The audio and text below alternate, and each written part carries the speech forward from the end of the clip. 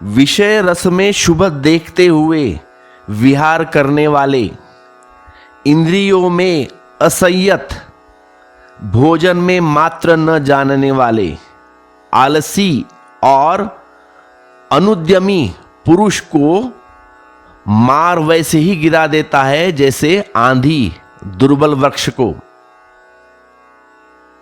विषय रस में शुभ देखते हुए जो जीता है, विषय रस में शुभ देखते हुए जो जीता है वह निरंतर दुख में गिरता है।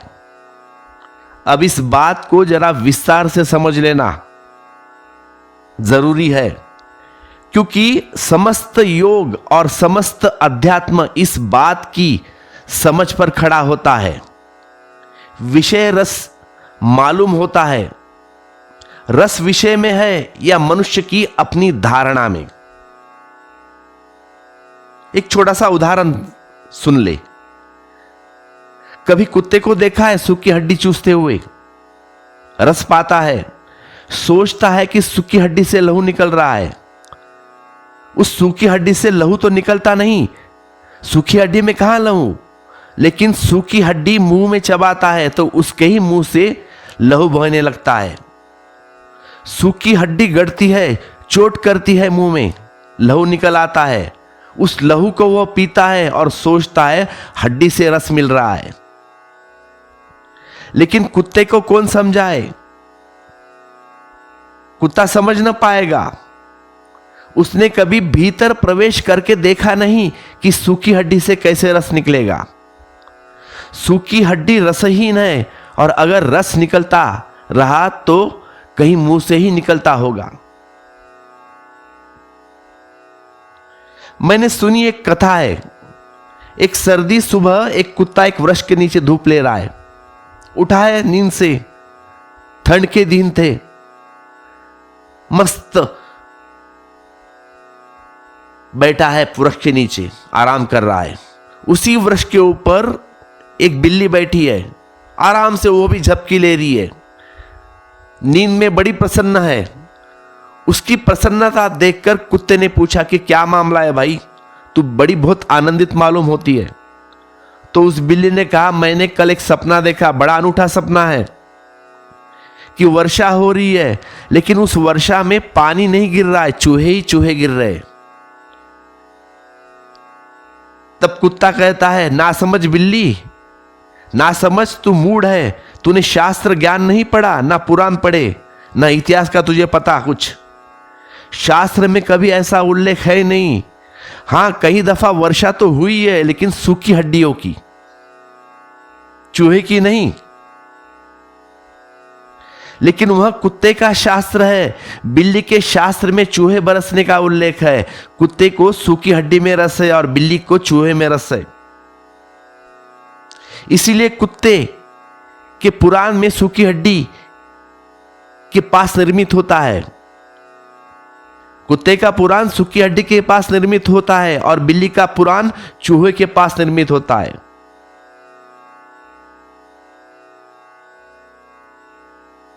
दूसरे महायुद्ध की एक घटना है। युद्ध था, शुरू था। बर्मा के एक जंगल में सिपाहियों का एक जत्था था। लड़ाई चालू थी, कई महीने हो गए थे। उन सिपाहियों ने किसी लड़की को देखा नहीं था या स्त्री को देखा नहीं था। अब युद्ध के मैदान में कहां स्त्री देखी जाए, इम्पॉसिबल। तो शक्ल भी नहीं देखी थी।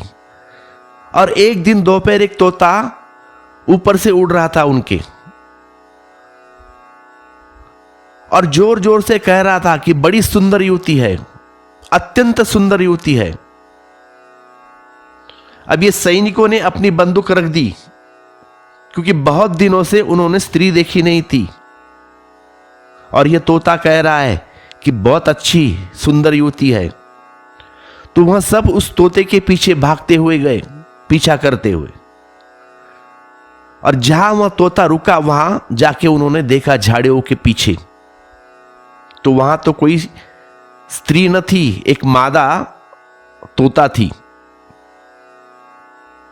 जिसकी वह तोता खबर कर रहा था।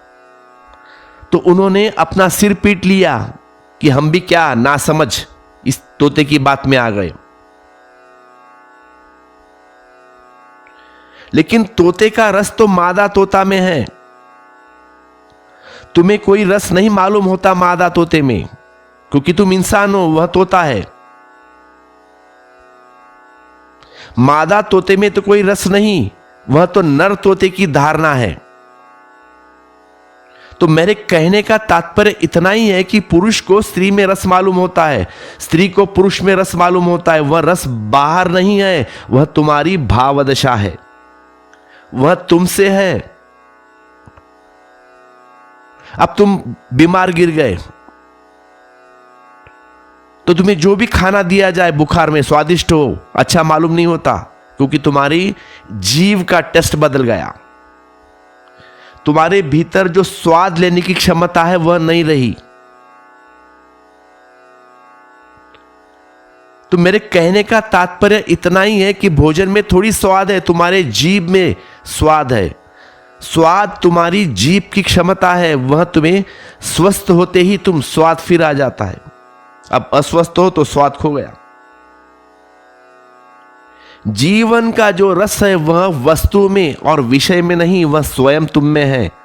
और जब तक तुम उसे विषय में देखोगे तब तक तुम गलत मार्ग पर भटकते रहोगे, क्योंकि तुम विषय का पीछा करोगे। जब तुम देखोगे कि यह रस मुझ में ही है, वह मैंने ही डाला है वस्तु में, वह मैंने ही प्रक्षेपित किया है, वह रस मैंने ही आरोपित किया है, उस दिन तुम्हारे भीतर जीवन की क्रांति शुरू हो जाएगी। तब रस को खोजना हो तो अपने भीतर गहरे जाओ, अब बाहर जाने की कोई जरूरत नहीं। दुनिया में दो तरह की यात्राएं हैं, एक बाहर की यात्रा, अधिक लोग उस यात्रा पर जाते हैं क्योंकि उनको रस दिखता है बाहर। जैसा हड्डी चबाने वाला कुत्ता है ना, उसे रस मालूम होता है हड्डी में। और फिर कुछ लोग जाग जाते हैं और उन्हें दिखाई पड़ता है बाहर तो रस नहीं, रस तो मैं ही डाल रहा हूं। तो फिर वहां पे अंत यात्रा शुरू हो जाती है, अंतस की यात्रा। उस अंतस की यात्रा को बुद्ध ने योग कहा है। और जब तुम विषय रस में देखोगे रस,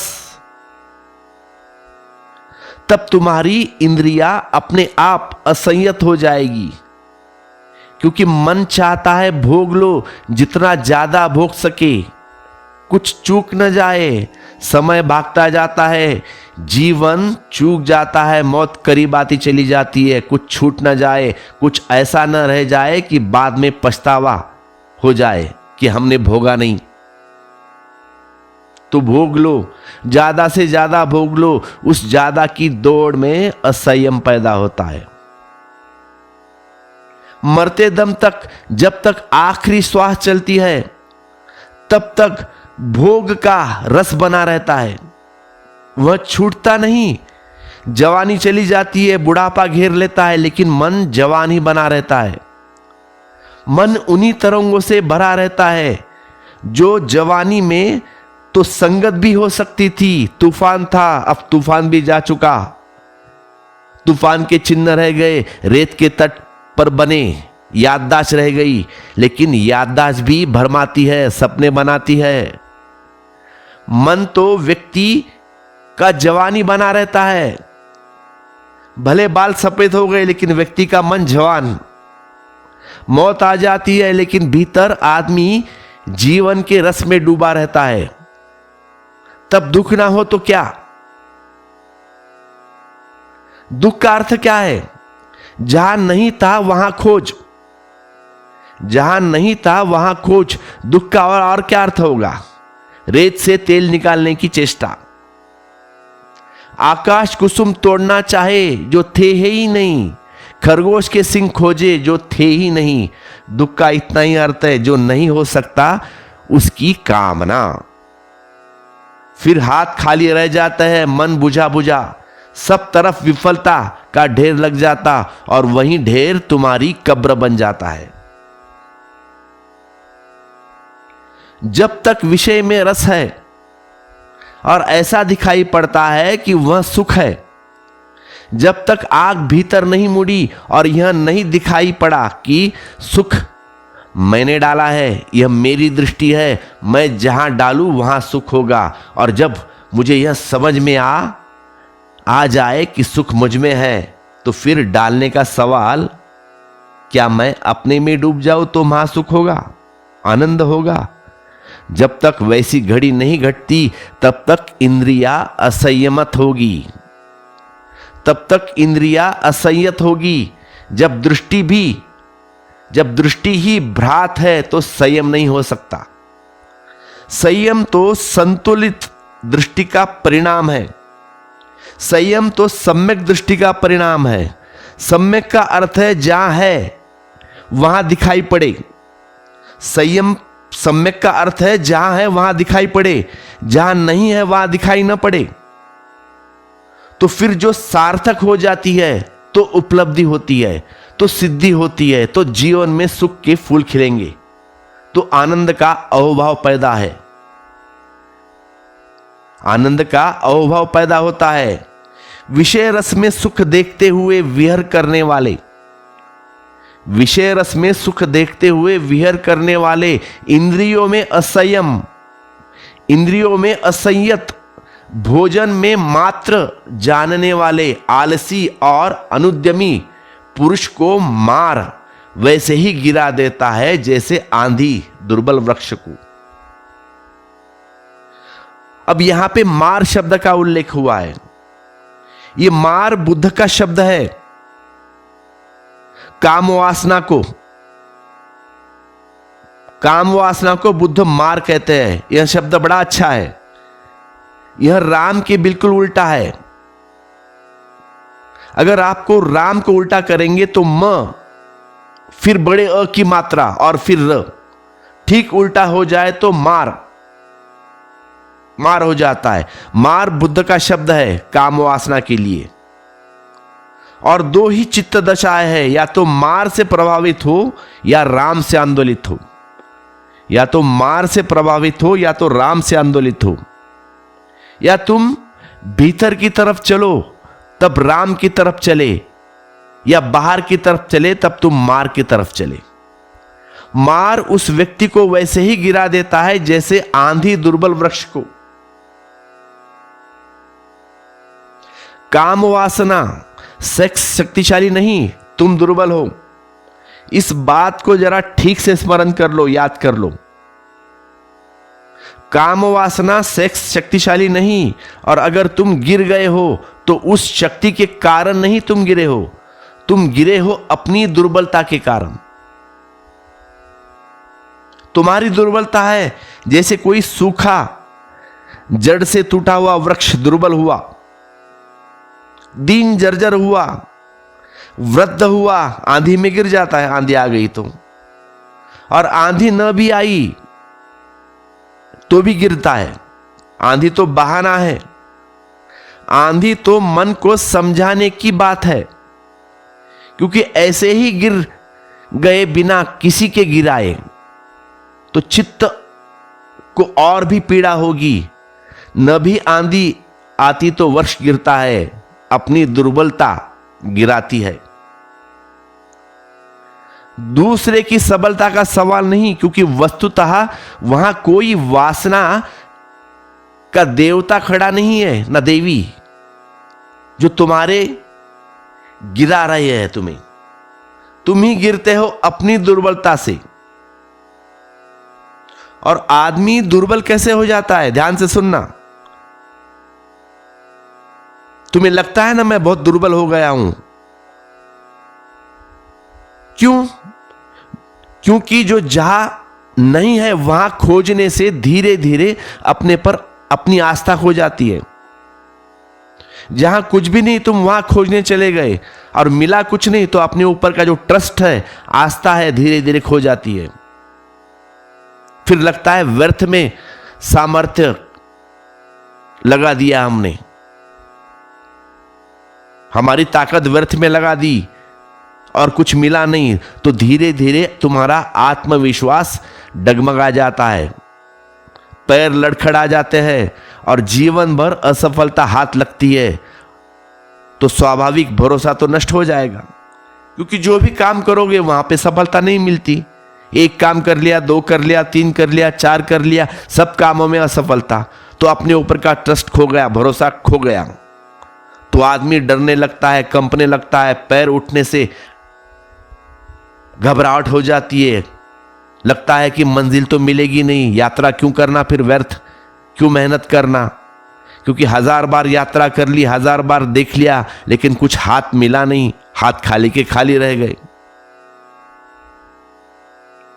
आलसी और अनुद्यमी। आलस्य असंयत जीवन का परिणाम है। जितना ही इंद्रियां असंयत होगी और जितना ही वस्तुओं में, विषय में रस होगा, उतना ही स्वभाव आलस्य पैदा होगा। और ये जो आलस्य है ना तुम्हारा, ये इस बात की खबर है कि तुम्हारे जीवन ऊर्जा एक संगीत में बंधी हुई नहीं है। तुम्हारी जो जीवन की ऊर्जा है ना, वह एक संगीत में बंधी नहीं है, लयबद्ध नहीं है। आलस्य इस बात की खबर है कि तुम्हारी जीवन ऊर्जा अपने भीतर संघर्ष कर रही है, अपने भीतर संघर्षरत है। तुम एक गहरे युद्ध में हो, तुम अपने से ही लड़ रहे हो, अपना ही घात करके ले रहे हो। उद्यम बुद्ध उसी को कहते हैं जब तुम्हारी जीवन ऊर्जा एक संगीत में प्रभावित होती है, तुम्हारे सब स्वर एक लय में बद्ध हो जाते हैं, तुम एक पूंजीभूत शक्ति हो जाते हो, तब तुम्हारे भीतर बड़ी ताजगी, बड़े जीवन का उद्यम वेग है, तब तुम्हारे भीतर जीवन की चुनौती लेने का सामर्थ्य है, तब तुम जीवंत हो। अन्यथा मरने के पहले ही लोग मर जाते हैं, मौत तो बहुत बाद में मारती है, तुम्हारी नासमझी बहुत पहले ही मार डालती है। विषय रस में अशुभ देखते हुए विहर करने वाले, विषय रस में अशुभ देखते हुए विहर करने वाले, इंद्रियों से संयत, भोजन के मात्र जानने वाले, श्रद्धावान और उद्यमी पुरुष को मार वैसे ही नहीं डिगाता जैसे आंधी शैल्य पर्वत को। आंधी आती है जाती है, कोई हिमालय उसे डिगाता नहीं, पर तुम्हारे भीतर हिमालय की शांत संयत दशा होनी चाहिए। हिमालय तो बस एक प्रतीक है, बहुमूल्य शैल्य शिखर। अब यहां पे अर्थ केवल इतना है कि तुम जब भीतर अडिग हो, जब तुम्हें कुछ भी डिगाता नहीं, जब तुम ऐसे स्थिर हो जैसे शैल्य शिखर, आंधी आती है चली जाती है और तुम वैसे ही खड़े हो, खड़े रहते हो जैसे पहले थे, तब तो ऐसा हुआ कि आंधी तुम्हें और स्वच्छ कर जाएगी। गिरना तो दूर, तुम्हारी धूल झाड़ जाएगी, तुम्हें और नया ताजा कर जाएगी। अब इसे ऐसे समझे कि तुम राह से गुजर रहे हो, रोड के ऊपर जा रहे हो, एक सुंदर युवती तुम्हारे पास से गुजर गई। इस सुंदर युवती में जीवन की एक धारा, एक तरंग तुम्हारे पास से गुजरी है। अगर तुम्हारी ऐसी भ्रांति चित्त की दशा है तो रस विषय में है, समझ लेना। तब तुम कंप जाओगे। तो यहां स्त्री का गुजरना या पुरुष का गुजर जाना तुम्हें ऐसा कंप जाएगा जैसे कोई सूखे मरते हुए वृक्ष को आंधी कंप जाए, गिरने को हो जाए या गिरी जाए। तब तुम पाओगे कि यह घटना दुर्भाग्यपूर्ण हो गई। लेकिन इससे उल्टा अगर तुम संयत हो, देखिए ध्यान से मेरी भाषा सुनिए, मैं कहता हूं तुम अगर संयत हो, भगवान कहते हैं तुम अगर संयत हो, अगर तुम शांत हो, अगर तुम मौन हो, अगर और तुम अडिग हो, अगर ध्यान की तुम्हारे जीवन में थोड़ी सी भी किरण उतरी हो, अगर तुमने थोड़ा सा भी जाना है कि चैतन्य का शांत हो जाना क्या है, चैतन्य का शांत हो जाना क्या है, तुमने अगर अपने भीतर बैठने और खड़े होने की कला थोड़ी सीखी हो, थोड़ी सी भी सीखी हो, और उस घड़ी में जब एक सुंदर युवती पास से निकलती या एक सुंदर युवक पास से निकलता हो, अगर तुम अपने भीतर ध्यान में खड़े हो तो तुम पाओगे कि उस स्त्री का सौंदर्य, वह जीवन की धारा तुम्हें निखर गई, तुम्हें ताजा कर गई, तुम्हें प्रफुल्लित कर गई। जैसे आंधी निकल गई हो और वृक्ष पर जमी हुई धूल वर्षों से झड़ गई हो और वृक्ष ताजा हो गए हो। जीवन को देखने का ढंग पर सब कुछ निर्भर है। तुम कैसे देखते हो जीवन को? अगर तुम्हारे देखने का ढंग गलत है तो जीवन तुम्हारे साथ जो भी करेगा वह गलत होगा। तुम्हारे देखने का ढंग अगर सही है तो जीवन तो यही है और दूसरा जीवन नहीं, लेकिन तब तुम्हारे साथ जो भी होगा वह सही होगा, वह ठीक होगा। बुद्ध भी इस पृथ्वी से गुजरते हैं, तुम भी इस पृथ्वी से गुजरते हो। यही चांद तारे हैं, यही आकाश है, यही फूल है, लेकिन एक के जीवन में रोज पवित्रता बढ़ती चली जाती है, एक रोज रोज निर्दोष होता चला जाता है, निखरता चला जाता है, और दूसरा रोज रोज दबता चला जाता है, बोझिल होता जाता है, धूल से भर जाता है, अपवित्र हो जाता है, गंदा हो जाता है। मृत्यु जब बुद्ध को लेने आएगी तो वह पाएगी कि मंदिर की पवित्रता, वहां तो पाएगी मंदिर की धूप, मंदिर का फूल, वह तो पाएगी एक कुंवारापन जिसको कुछ भी विकृत न कर पाया।